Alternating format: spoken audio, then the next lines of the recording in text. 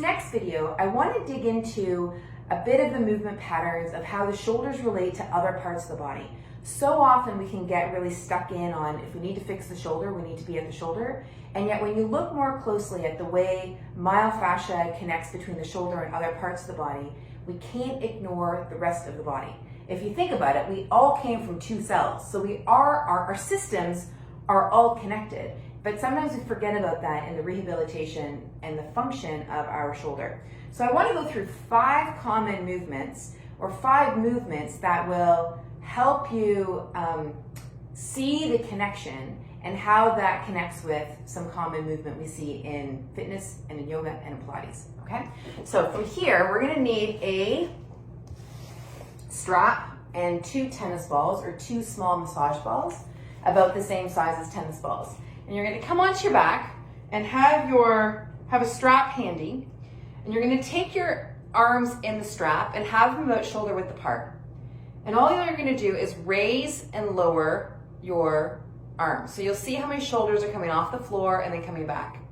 Coming off the floor and coming back. Now, oftentimes when people do this, they start to move their chin, or they do something with their ribs or their pelvis, right? Or even they might start with their elbow kind of bent or straight, but then they hyperextend through their elbow as they move up. So really think about it as being the shoulders lifting up towards the sky.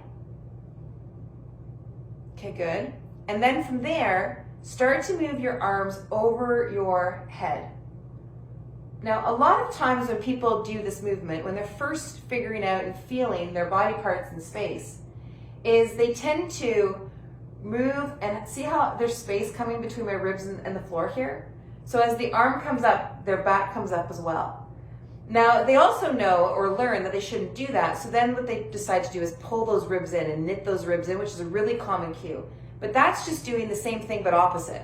So what I want you to play with here is, can you just move the arm over your head, keeping this really nice and easy and soft, and just go as far as that arm moves truly in that socket without doing anything further down in here, like gripping your belly or pulling your navel in or doing something with your pelvis or pushing with your feet or doing something with your ribs. Like, just move truly, like discover what the actual movement is. You'll come a lot further away with improving your function if you don't overutilize areas, or plainly don't utilize areas that aren't necessary in the movement. So the articulating joint here is that arm bone moving in the shoulder socket. Easy through the jaw and the eyes, and easy through the breath. Okay, great. So now what I'd like you to do is bring your index finger and your thumb tip together, like the OK, and you're gonna bring that arm up to the sky like this, slight bend in the elbow. You're gonna do the same thing with the other side. So it's almost like you're hugging a tree. And then you're gonna pull those arms wide, as if you're pulling a thread. So now we're taking the arms in a slightly different plane. So where before we were bringing the arms overhead, now we're coming more in a horizontal plane. So again, the articulating joint is the arm bone in the shoulder socket. The elbow angle is staying exactly the same as you go through. So it's not this motion, because now you're doing it through the elbow. It's the arm bone in the shoulder socket. Okay. And again, notice what wants to get involved, what else extraneous wants to get involved that doesn't. So notice if you're gripping in your jaw, or you're holding your breath, anything like that. Okay, now we're gonna do the same movement, but we're just gonna do something slightly different. So you see how where my arm position is here? Now watch here with my shoulder. I'm gonna rotate my arm bone. Now when I rotate my arm bone, you might see how my elbow moves, but my elbow is only moving because of what's going on at my shoulder. So my arm bone moves in that socket. So we come up into sitting. I'm just doing that motion. So this is the articulating joint. We can see that this is moved, but I'm moving it from here. So try not to drive the movement from that point, okay? So you're here, let me angle myself this way, and just rotate it to where you can comfortably go. So it might be a little bit here, it might be more. Just notice what you've actually got in terms of rotation in that arm bone. And then just find that position that's easy of where you are, and now do the same thing we just did, arms coming wide. So the position of that arm bone, that humerus, is different, but the movement is somewhat similar, right? We're taking those arms wide. But it's a different movement because the position of that humerus is different. So you might feel this as being a bit different. It might be more challenging. It might be needing a little more coordination. Good, lovely. Okay, now, this is where we start to get into a little bit of fun. So a common movement that we see in fitness and in other arenas of movement education and just overall movement is coming into a supine twist that looks a little like this. Now, a lot of times when people do this, watch this shoulder here, is the leg comes across the body and the shoulder lifts up.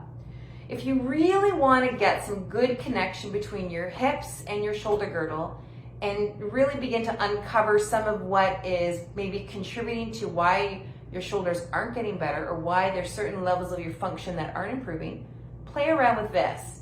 And that is when the leg comes across your body and you're coming into that twist, leave your shoulder on the ground. You don't need to pin it down. You don't need to anchor it or put cement or a sandbag or just be really forceful with it.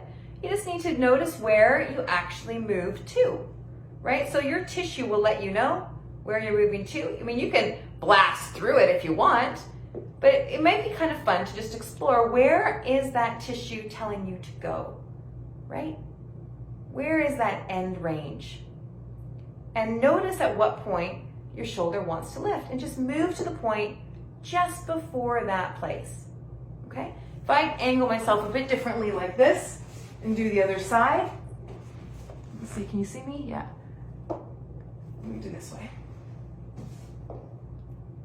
I come through the twist, I keep moving. If I go too far, something like that's gonna happen. So then some of you might begin to notice that how your back feels or your SI joints, they might have a really interesting relationship to what your shoulders are doing.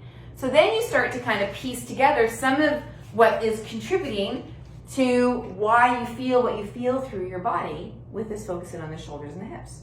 Right? It becomes very interesting in what you become to discover. Okay, so then this brings us to bringing the balls into the picture. This is just a bit of a breather before we get into bridge pose. And you're going to take the balls and stick them right in and about the armpit area. And watch to see what I've just done here. What I haven't done is I haven't put my shoulders way up to my ears. I've just rested the shoulders, or rested the balls just in those armpits. And you can do this in sitting, you can do this in standing, so choose a position that works the best for you. But the idea here is that I've got the balls right in a lot of this tissue that impacts how the shoulders function. And this gentle pressure, because I'm not squeezing the balls with my arms,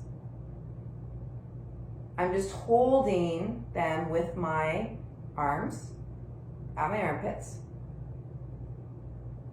And sometimes this pressure, really, really gentle pressure, has all the change in the world for what happens through your neck and your shoulders. Yeah? Now you might not notice it yet. You can be here for 30 seconds, a minute, and then when you take those out, now notice what it is that you feel. And you might even want to come back to doing some shoulder rolls. You might even come back to doing the arms or arms overhead or into the twist and see if anything new is different. Okay, so then let's take us into bridge pose. So with bridge pose, we're going to come from being knees bent and then lifting the hips up to the sky like so, and then coming back down. Now don't do this facing with your head facing like I am. That's a big no-no. But I'm talking to the camera, so this is what my head is turned.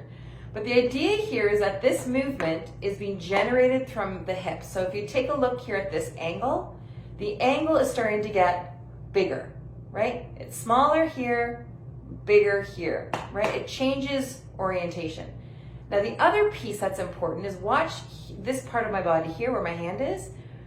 As I come up, my rib cage moves around the shoulder joint. Now, sometimes what can happen is when there's limitation in through the torso, as someone lifts up, they'll do this motion. See how the difference is So where I was lifting before, there and there, right? And so people will sometimes lift through here if they're sore in their back, or they have a lack of coordination in their torso, or they're just limited through their torso. Whereas if you think about your movement, I like to say drive the movement from your bum. So the bum's lifting up, the glutes are lifting up, changing this angle, but they're also helping to lift through the rib cage and around that shoulder joint. And then together, it all comes down. Comes up, and then comes down. So as you're playing with this, notice what happens here. So maybe place your hands around your belly area, between your ribs and your pelvis, and notice if you want to just fold in there, or notice if your ribs want to lead the way, or if you can feel this relationship between your hip and your shoulder. This movement can be such a tremendous movement for so much stabilizing and strengthening, particularly when it's done really, really, really well.